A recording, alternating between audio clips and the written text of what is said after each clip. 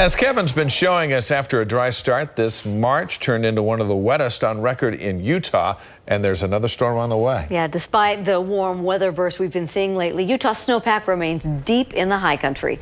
As News Specialist Jed Boal shows us, that warm and then cold weather pattern may help some communities avoid flooding over the next few months. Jed?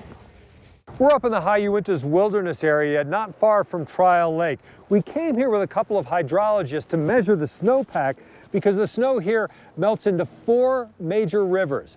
And that gives us a good read on what potential flooding and our water reserves will be like this summer. It's a 40-minute snowmobile ride to the Trial Lake Snowtell site. So it's dense snow, but it's not at the point where it's actually melting out right here at this point. Hydrologists with the Natural Resources Conservation Service measure the snow depth here by hand in addition to collecting automated data.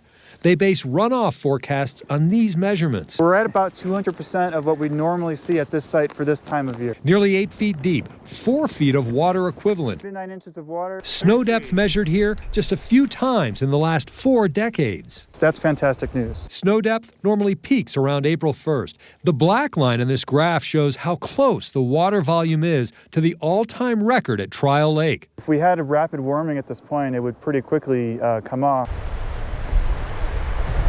Normally, early snowmelt would be bad news. This year I would cheer that on, actually, because the more we can take a little bit of this upper elevation snowpack off the mountain earlier in the season, the less likely we're going to have flooding later in the season. Still too early to tell which communities may face flooding. In the near term, we expect our reservoirs and our streams to do quite well. Again, probably in the 170 to 200% range. Rarely is one winter's precipitation a drought buster for the region, but that's what happened. This is going to be one of those years like 2011 and the '83 winter that we're going to remember, I think, for a little while. Clayton tells me that even if we get less than 10% of our average precipitation over the next few weeks, we will still end up with above average snowpack. And that's really good news following several years of below average snow. In the High Uintas, Jed Boal for KSL 5 News. Great news for us and great